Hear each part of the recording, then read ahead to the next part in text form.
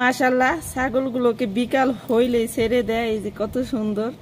আমি একটা পশম কত বড় বড়, বাংলাদেশের এরকম ছাগল বেড়া আমি কখনো দেখিনি। অনেক কালার, অনেক ধরনের। সবগুলো এইভাবে মাজরা বইরে ঘুরবো আর ঘাস ঠাস পাতা পুঁতে যা পাইবো খাইবো। ওই যে শুকনো মাটির মধ্যে কি খায় ছাগলে বুঝতেছি না।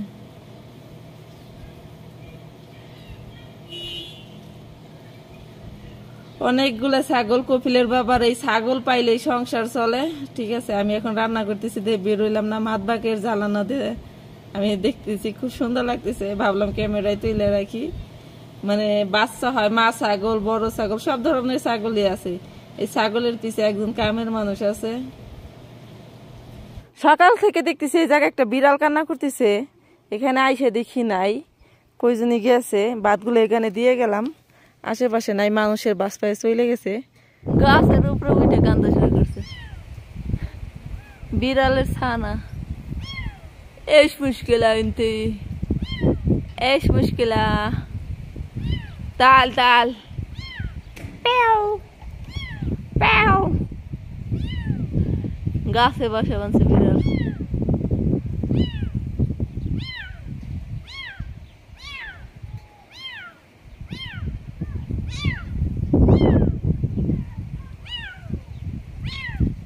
আসসালামু আলাইকুম, কেমন আছেন সবাই? একটা প্রবাদ আছে না, সুখের পরে দুঃখ, দুঃখের পরে সুখ। তো রমজান মাস, ঈদের এক সপ্তাহ এত কষ্ট করছি, এত কাজ করছি, আল্লাহ এখন এত সুখ দিছে।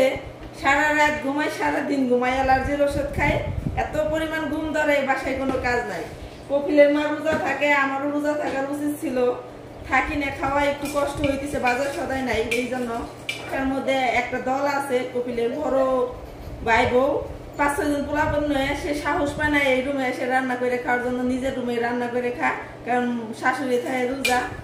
এখন আমার হয়ে গেছে কষ্ট, সকালে বাসি পান্তা কিছু খায় ঘুমাই, সারাদিন অমনে থাকি। এখন বিকাল বাজে 5টা, কপিলের মা মাদ্রাসায় গেছে, আমি এই ফাঁকে রান্না করতে আসছি।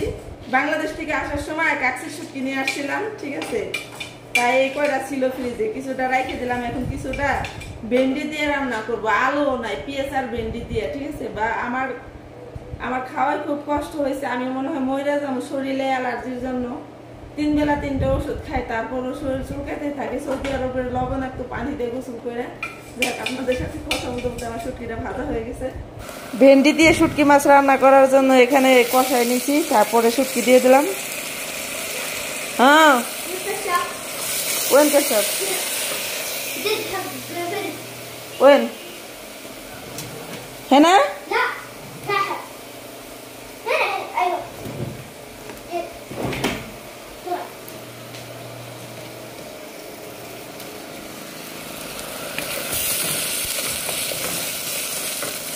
তো রান্না করার মতো বাসায় কিছুই নাই।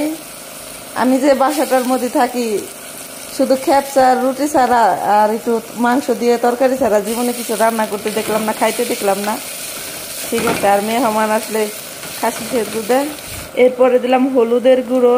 হলুদ বেশি হলে তরকারি কোনো স্বাদই থাকে না, সব স্বাদ নষ্ট হয়ে যায়। ভেন্ডি দিয়ে দিলাম এখন। দিয়ে আজকে খাই, আল্লাহ কালকে রিজিকের ব্যবস্থা কই থেকে করে দেয় সেটা আল্লাহ ভালো জানে।